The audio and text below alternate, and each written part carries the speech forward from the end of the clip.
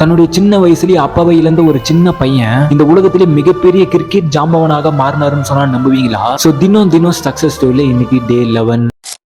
1988 November 5 டெல்லியில தான் பிறகுறாரு. தன்னுடைய சின்ன வயசுல இருந்தே கிரிக்கெட் மீது அவ்வளவு ஆர்வமா இருக்காரு. சோ அதனாலேயே தன்னுடைய 9 வயசுலயே வெஸ்ட் டெல்லி கிரிக்கெட் அகாடமியில சேர்றாரு. கிரிக்கெட்ல எப்படியாவது ஒரு பெரிய ஆளாகணும் அப்படின்னு சொல்லி தினம் அதுக்காக கடுமையா பயிற்சி செய்யறாரு. சோ அதனாலேயே 2006ல ரஞ்சி டிராஃபிக்கும் செலக்ட் ஆகுறாரு. அப்போ இவர் எடுத்த ஒரு முடிவுனால இவருடைய வாழ்க்கையே மாறிடுச்சு. அதாவது அதே ஆண்டு 2006லயே ரஞ்சி டிராஃபி நடக்கிற நேரத்திலேயே இவருடைய அப்பா திடீர்னு மரணடைகிறாரு. அதனாலேயே நிறைய பேர் என்ன நினைச்சாங்கன்னா, கண்டிப்பா இன்னைக்கு நைட் இவர் விளையாட மாட்டார் அப்படின்னு சொல்லி தான் நிறைய பேர் நினைச்சாங்க. ஆனா தன்னுடைய அப்பாவுடைய ஆசைக்காகவும் தன்னுடைய கனவுக்காகவும் அன்னைக்கு இரவே ரஞ்சி கோப்பையில விளையாட வராரு. இந்த ஒரு விஷயம் அங்க இருந்த நிறைய பேர் ஆச்சரியப்பட வச்சுச்சு. இதை தொடர்ந்து அவருடைய வாழ்க்கையும் கொஞ்சம் படிப்படியா முன்னேற ஆரம்பிக்குது. 2008ல U19 அப்படின்னு சொல்லப்படுற உலக கோப்பையை வென்றும் கொடுக்கிறாரு. இதுவே அவர் இந்திய அணிக்குள்ள போகிறதுக்கு முதல் படியா இருக்கு. இந்திய அணிக்குள்ள போன பிறகு ஆரம்பத்துல ஃபிட்னஸ் சரியில்லை, ஆடுற ஒவ்வொரு மேட்ச்லயும் டக் அவுட் ஆகுறது, ஃபீல்டிங் சரியில்லை அப்படின்னு சொல்லி நிறைய பேர் இவரை நிராகரிக்கவும் ஆரம்பிச்சாங்க. ஆனா தாங்கிட்ட இருக்கிற கூடிய தன்னுடைய கடுமையான உழைப்பின் மூலமா அதை மாத்தி அமைக்கவும் செய்யறாரு. யாரெல்லாம் ஃபிட்னஸ் சரியில்லைன்னு சொன்னாங்களோ, ஃபீல்டிங் ஒழுங்கா பண்ண மாட்டிருக்குன்னு சொன்னாங்களோ, ஆடுற ஒவ்வொரு மேட்ச்லயும் டக் அவுட் ஆகுறன்னு சொன்னாங்களோ, அவங்க முன்னாடியே தன்னுடைய பயங்கரமான ஆட்டத்தை வெளிப்படுத்தவும் ஆரம்பிச்சாரு. அதனால இவருடைய சிறப்பான ஆட்டத்தை பார்த்து 2017ல